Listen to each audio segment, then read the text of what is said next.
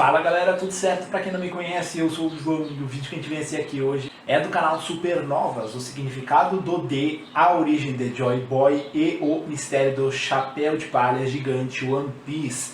Eu tô desde os momentos ali que eu tô assistindo as reviews hoje que eu fiz pro canal Manga aqui do Bandeira do capítulo 1014 de One Piece, imaginando que isso aqui pode ser uma review também deles. Eu não sei se é uma review. Eu liguei a possivelmente ser uma review por eles comentarem sobre os D, por eles falarem de Joy Boy, e o chapéu gigante ali seria algo a adicionar aí sobre esses comentários anteriores, porque foram assuntos comentados nesse capítulo 1014. Eles não colocaram review 1014.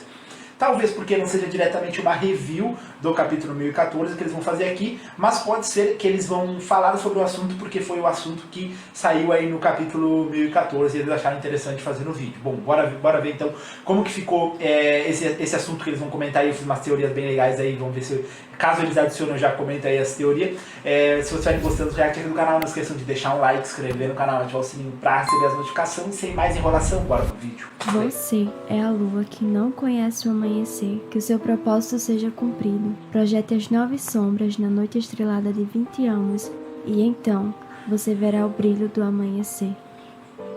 Amatsuki, Toki, Kotoki, alguma coisa assim.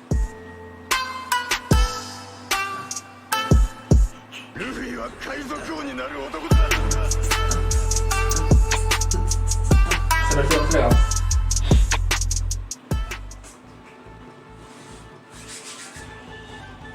Fala galera, sejam bem-vindos ao canal Supernovas, o canal favorito do Eiichiro Oda, e hoje o vídeo vai ser um pouquinho diferente. Meus colegas Samuel e Isaac não estão podendo participar da gravação de hoje, mas a gente preparou uma teoria muito sensacional e eu tenho certeza que vocês vão gostar e eu vou mostrar ela aqui pra vocês. Lembrando que essa teoria é nossa, correlacionada com uma teoria que a gente viu no Reddit por um usuário que é simplesmente um gênio. Ele faz teoria sobre tudo do mundo de One Piece e ele tem alguns pensamentos muito parecidos com os nossos, então a gente vai pegar essas correlações e a gente vai montar essa teoria aqui pra vocês. Para começar, eu vou falar sobre a história de capas do Enel, que muita gente talvez não conheça, principalmente para quem só vê o anime, e quem lê o mangá pode ter passado batido também. Essa história se chama As Grandes Operações de Enel no Espaço, e vão das capas dos capítulos 428 até o 474.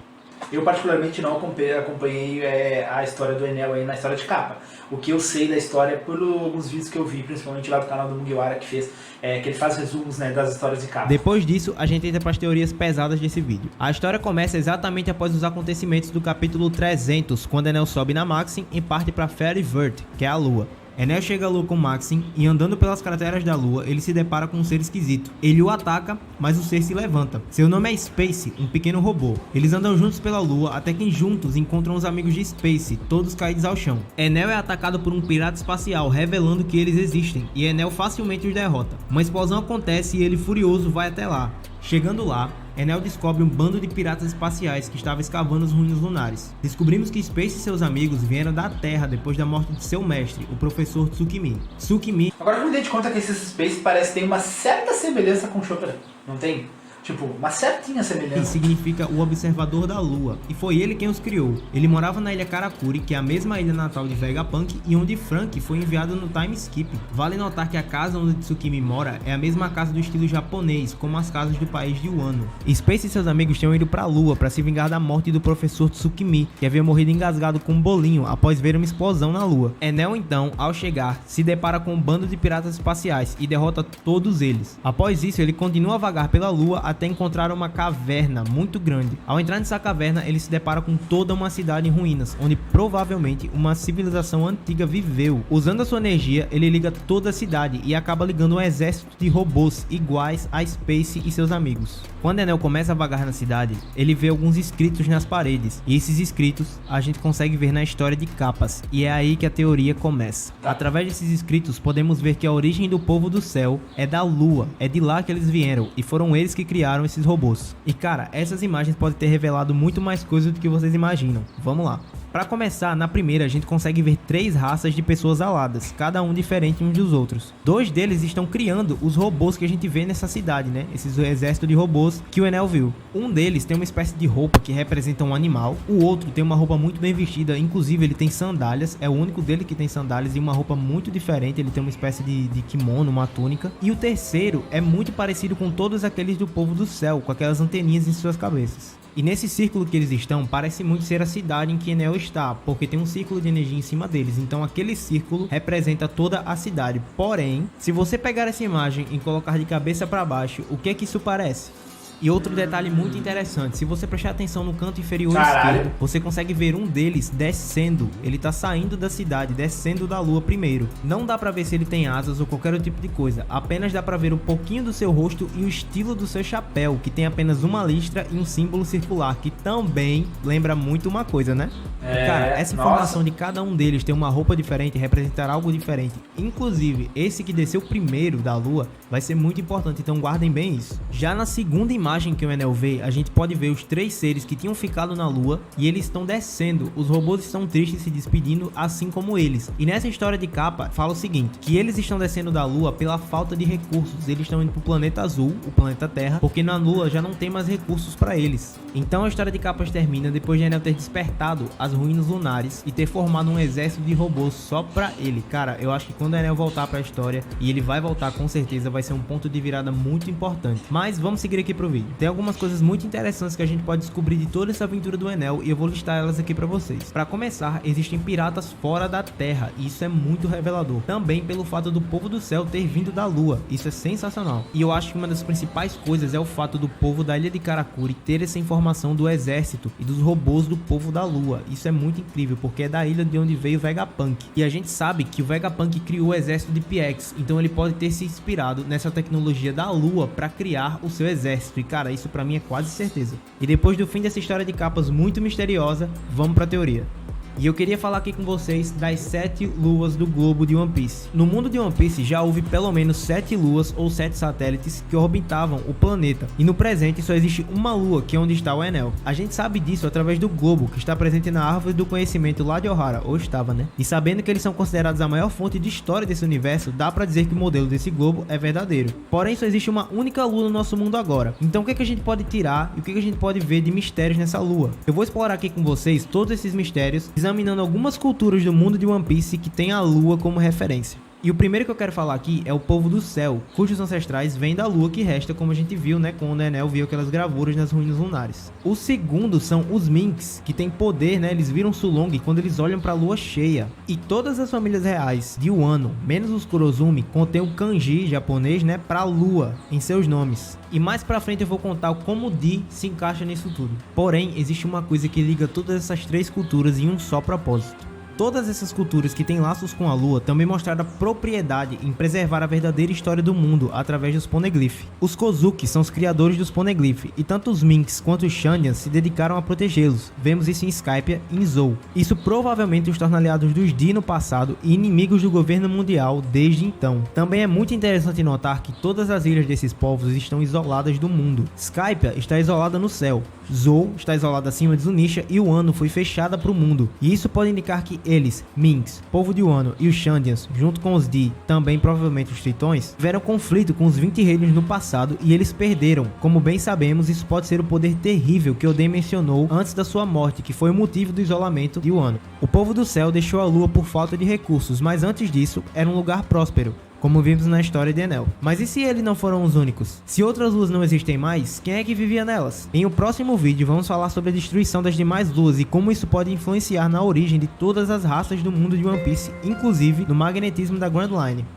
Olha, uma coisa que eu vou comentar agora aqui, eu ia deixar para comentar depois que eles acabassem essa parte aí de adicionar as teorias aí com que envolvem o Enel na Lua. Só que eu tô percebendo que parece que isso aí pode ser algo que eles pegaram de pontapé inicial para desenvolver várias teorias em cima disso que vai durar até o final do vídeo. Então vou comentar agora antes para não acabar não esquecendo. Primeiro que a teoria deles está muito bem embasada, muito bem feita, realmente muito interessante esse comentário, nunca tinha parado para pensar dessa forma. Mas também uma coisa que me veio na cabeça assim aleatoriamente, sem embasamento nenhum, mas achei legal, acho legal comentar porque me veio na cabeça do nada, é sempre bom a gente ter algum tipo de informação a mais. Que eu fiquei pensando nesse povo da Lua como uma religião. Por que eu digo como uma religião? Talvez o povo da Lua não seja algo que demonstre o início de tudo, mas algo que demonstre uma cópia daquilo que eles viam da Terra.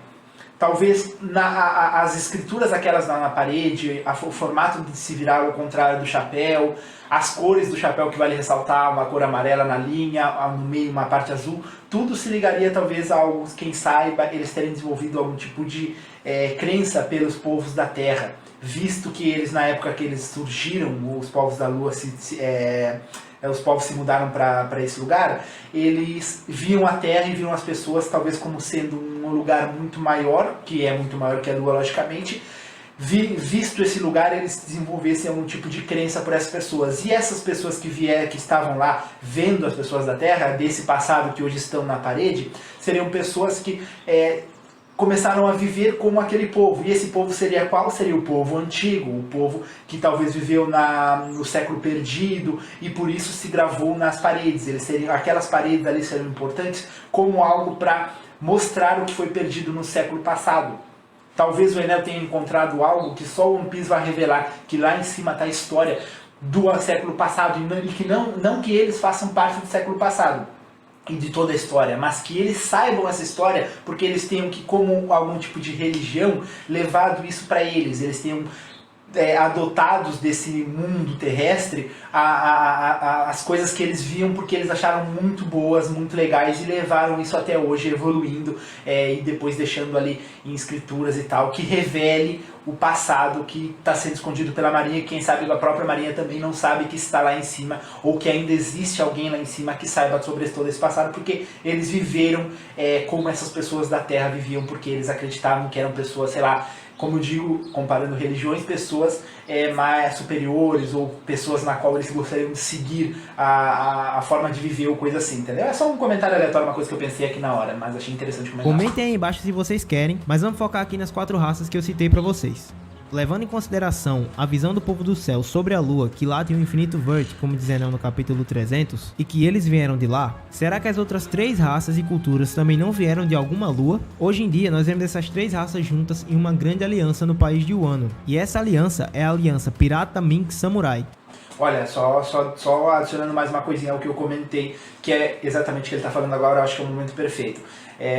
O que eu comentei vai contra a partir do que ele está comentando, mas o que eu comentei não tem embasamento nenhum, foi só o que eu pensei na hora, porque o que ele está comentando é que essas raças seriam como se fosse algo que demonstrava um passado das raças que a gente vê na Terra hoje, entendeu? Como se fosse uma história passada que a gente vai conseguir descobrir muito do passado lá, mas essas raças da Terra seriam o que é. E eu acho que é o contrário. Não acho, na verdade, porque é só um chute que eu estou dando aqui do que eu pensei, mas o que eu pensei é o contrário. Na verdade, aquelas criaturas lá de cima se inspiraram na Terra para ser o que eles são, e acabou com que essa inspiração deles deixou gravado o passado lá em cima, que foi perdido na Terra, mas lá em cima se manteve. Vocês entenderam o que eu quis dizer. Também lembre-se do tio de asas que está lá na praia de Kuri. Sendo bem mais específico, note como cada um deles representa uma fase da lua. Os Minks são a lua cheia, as famílias de Wano representam a lua crescente, e os piratas do clã D são a meia lua. Sim, é isso mesmo. Os D representam a meia lua. O D não é só um nome abreviado, é um símbolo, um significado, e ele significa a lua. Cara, olha só isso aqui que interessante. Em qualquer língua que o D for escrito, ele pode representar universalmente a meia-lua, independente se o D existe naquele alfabeto ou se ele não existe. Pensa comigo, o D seria apenas uma letra que sobreviveu a uma palavra misteriosa por tanto tempo assim? Em vez disso, já vimos no decorrer da história que o D pertence a mais de uma raça de pessoas, então não é simplesmente o nome de uma família, como por exemplo o Sol, que era um gigante e mesmo assim tinha o D no seu nome. Assim como todas as famílias reais do país de Wano têm um kanji de lua no seu nome e os Minks usam o poder ancestral da lua, o D poderia ser o símbolo da lua para essas pessoas, para esse reino. E outra coisa que reforça muito isso é o próprio mistério que envolve a letra D. A gente já sabe que o D representa uma família, representa um clã, e que eles vieram do século perdido, e eles provavelmente são do povo que compunha o reino do século perdido. Então, que grande mistério seria revelado se a gente só descobrisse o nome que compõe aquela letra? É claro, só seria muito revelador se aquilo tivesse um símbolo ainda muito maior do que só um nome. Pra mim, o povo do D tentou criar um reino que incluísse todas as raças, e ao invés de conquistar o mundo, eles queriam procurar torná-lo um lugar livre, e isso é mantido por pessoas como Luffy, Roger e o próprio Joy Boy. Afinal, ser rei dos piratas pro Luffy nunca foi um título importante, e sim o cara que é mais livre nesse mundo, que pode fazer o que ele quiser. Dr. Clover, antes da sua morte, falava que só a existência desse reino já era um perigo pro governo mundial, e isso talvez seja porque eles queriam unificar o mundo e criar um mundo livre, com seu reino sendo bem-vindo a todas as raças, como eu falei anteriormente. completamente, diferente do que os Terielbitos pregam, que inclusive, olha que interessante, eles usam roupas de astronautas, mesmo que nem na Lua isso seja necessário, como vimos o Enel, que foi pra Lua e não precisou de nada disso. É um paralelo muito interessante e já pode ser uma das pistas deixadas pelo próprio Oda. As 4 raças se uniram sobre o símbolo que é compartilhado por todos eles, que é a Lua, e junto com seus aliados procuraram reunir todos e criar um mundo verdadeiramente livre. Qualquer um que tenha liberdade como seu foco de vida, com certeza veria isso como uma história muito divertida e engraçada, não acha? E notem, o sorriso não se restringe apenas aos D quando eles estão prestes a morrer, mas a todos nessa aliança que querem a verdadeira liberdade. Como todo mundo bem sabe, os D mostram seu sorriso antes da morte ou quando estão prestes a morrer, como vimos o Roger, o Luffy, o Law, o Ace. Mas olha só, o mesmo aconteceu com os Daimyo de Wano, Kozuki Oden, Yasuye e pela Matsuki Toki. E é óbvio que vocês se lembram da morte do Pedro, que sorriu falando sobre o tão sonhado amanhecer. Mas afinal, o que seria esse amanhecer? É óbvio, é o sonho da liberdade, é o projeto da liberdade. Notem que os Terielbitos dizem ter o sangue dos criadores desse mundo, e vemos na história que eles são meros humanos, exceto é claro pelo Doflamingo. Sendo assim, provavelmente eles são originados da Terra e já viviam nela, junto com os Tritões, que sempre sofreram discriminação por parte deles. Se Joy Boy veio 900, 800 anos atrás, junto com os outros reinos, ele pode ter visto essa discriminação e prometido aos Tritões que os salvaria disso e finalmente os faria viver em superfície, criando assim a Noa, que também pode ter originado o poder e a natureza das armas ancestrais, como Oden falou quando disse que viu One Piece. Acontece que, como todos sabemos, isso deu errado e os clãs perderam para os 20 reinos, que provavelmente foi a grande guerra do século perdido. Então os clãs se isolaram, cada um em sua respectiva ilha, e os D, junto com os Kozuki, registraram toda essa história e espalharam ela ao longo do mundo de One Piece, inclusive sendo esse o motivo de Joy Boy ter deixado uma carta de desculpas na Ilha dos Tritões. E é claro, isso pode estar relacionado com a tão famosa teoria da destruição da Red Line, que formaria o All Blue e faria com que todos no mundo fossem livres para navegar como quisessem. Outra coisa muito interessante aqui que dá para teorizar também. No começo do vídeo eu coloquei uma nota naquela imagem onde a gente consegue ver o chapéu de palha na lua, que seria metade da lua se você colocar aquela imagem de cabeça para baixo. Nessa mesma imagem tem uma pessoa descendo, que como eu falei aqui, supostamente pode ser o Joy Boy, certo? Se você olhar o chapéu, ele parece muito com a forma do chapéu de palha, porém não tem a linha vermelha. Levando em consideração que a teoria do propósito herdado esteja certa e Joy Boy seja um título e não o nome de uma pessoa, o chapéu de palha pode revelar muito mais coisas do que vocês imaginam. No capítulo 906, o In tá diante do tão misterioso chapéu de palha gigante e ele tá segurando um cartaz de procurado do Luffy. A gente sabe que o chapéu de palha veio do Roger, passou pro Shanks e foi pro Luffy. O Roger é um D, se tornou rei dos piratas e foi aquele que viu o One Piece. Roger também falou que chegou cedo demais. E o chapéu de palha agora tá com o futuro rei dos piratas, que a gente sabe que é o Luffy. Então, se Joy Boy é um título, o chapéu de palha serviria como um símbolo ou uma coroa daquele que se torna o Joy Boy. O chapéu de palha gigante provavelmente era de Joy Boy e foi mantido em segredo pelo governo mundial, mas pelo seguinte motivo: o chapéu de palha menor pode ser uma espécie de mensagem deixada por Joy Boy. Olha só, como vimos naquela imagem na lua, se aquele é mesmo o Joy Boy que desceu primeiro, o seu chapéu não tinha linha vermelha antes dele descer da lua, e depois que ele desceu da lua, provavelmente Joy Boy criou o projeto One Piece da destruição da Red Line. Red Line é linha vermelha. O segundo chapéu de palha menor poderia ter sido deixado como uma mensagem. Qualquer um que visse o chapéu de palha menor e o chapéu de palha gigante entenderia algo, e esse algo é o seguinte: o chapéu de palha simplesmente deixa a mensagem de destrua a Red Line, e esse é o motivo de In ter pego o cartaz de procurado do Luffy e ter ido comparar com o chapéu de palha gigante, que é o tesouro nacional de Marijoa. E assim como o Dr. Clover disse, só a existência do nome daquele reino já é um perigo pro mundo. Só a existência desse chapéu já é um perigo pro mundo. Seria muito bom, o sonho de Joy Boy era exatamente esse: tornar o mundo livre para todas as raças do mundo e provavelmente também das luas. Ele queria fazer um mundo onde todos viviam em liberdade. Seu sonho era uma ameaça àqueles que queriam seu poder forte e intacto, e uma mentira de igualdade, pois sabemos que o In tá sentado no trono acima dos 20 reinos. E cara, com certeza ser o homem mais livre do mundo pode até soar como uma piada ou algo infantil, e esse é um sonho engraçado, é um tesouro engraçado. E esse sonho é o sonho de ver todas as raças, reinos e povos em um só mundo, onde todos vivem no mesmo lugar, no mesmo mar e na mesma terra, tendo todos os recursos e a abundância de uma vida livre e sem preocupações. Esse será o dia em que todos vão rir, o dia em que todos viverão debaixo do mesmo sol e da mesma lua. E esse será o dia prometido, o dia que o homem com o peso de 900 anos em suas costas chegou, o dia do tão sonhado amanhecer. Então é isso, galera. Era essa história que eu tinha pra contar pra vocês, essa teoria. Espero que vocês tenham gostado. Foi um desafio muito grande pra mim gravar esse vídeo sem meus companheiros. Se vocês gostaram, cara, deixa aí seu like, deixa seu comentário aí embaixo. Fala o que você achou dessa teoria, se ela foi muito viajada ou se ela foi muito coesa. E se você é novo, cara, eu sugiro que você se inscreva. A gente tá trazendo muitos conteúdos bacanas de One Piece. Nosso canal tá trazendo muito conteúdo da hora, muita teoria. Então eu sugiro que você se inscreva aí embaixo. E lembrando, todos os links das teorias correlacionadas vão estar aí na descrição. Então é isso, galera. Valeu! Cara, mano, que teoria boa, cara.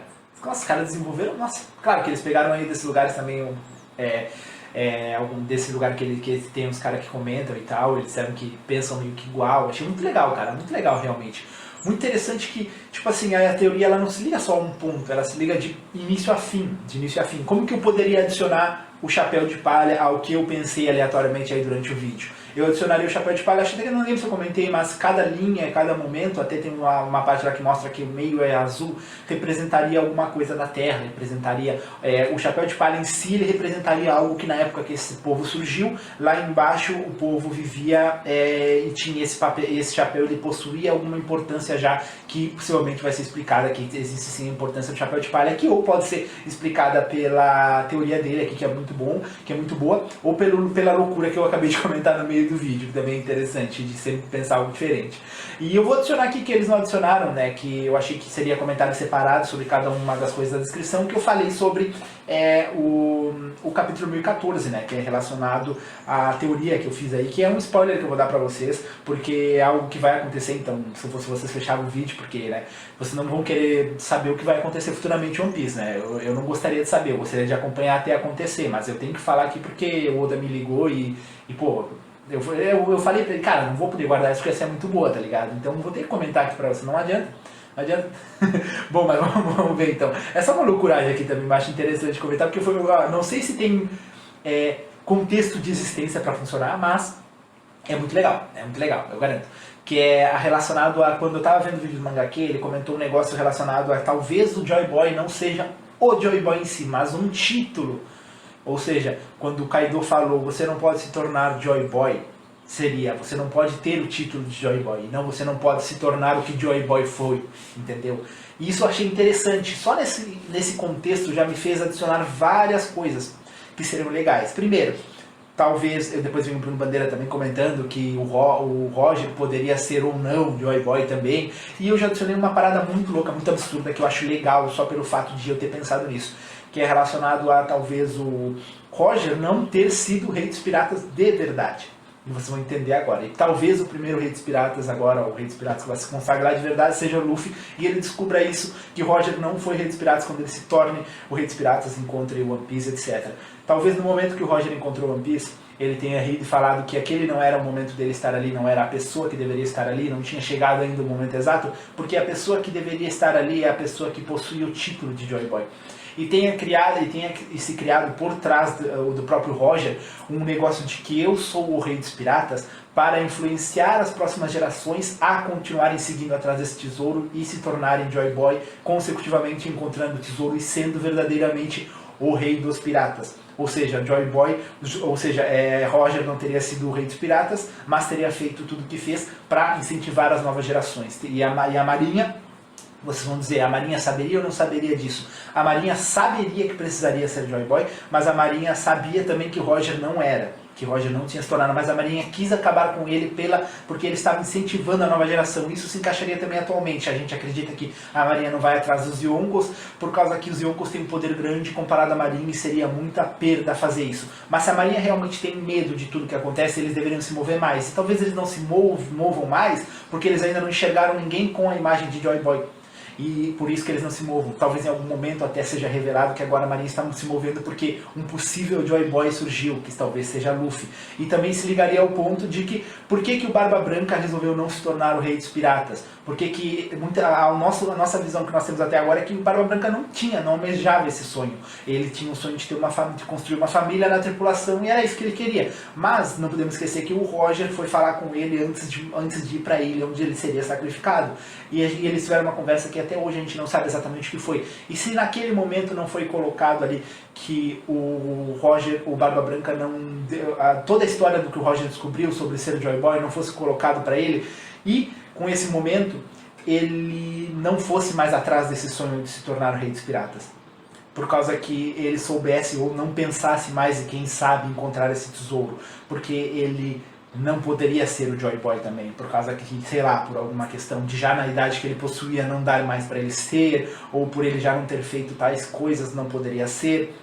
Entende? É isso que eu tô querendo dizer. E talvez o próprio Shanks também, porque o Shanks levou o chapéu de palha do Roger, que passou pro Luffy, e o Shanks também não almeja ser o rei dos piratas, é o que tudo indica. E talvez por quê? Por causa que ele também talvez tenha, saiba dessa história de se tornar o que é o Joy Boy. Talvez ele saiba que por algum motivo não possa ser ele também. Um motivo específico, não sei exatamente quais são as descrições específicas que devem existir para se tornar o Joy Boy, mas eu acredito que exista algo que possa explicar isso, e é por isso que eu digo que o que eu inventei aqui de teoria seria interessante. Eu não sei se encaixa perfeitamente a tudo que eu comentei, mas é uma parada interessante de se imaginar. Imagina que louco no fim do encontrar o One Piece, descobrindo com isso e revelando para o mundo que o Roger na verdade não foi o rei dos piratas, porque o que é ser rei dos piratas ele não conseguiu concluir até o final.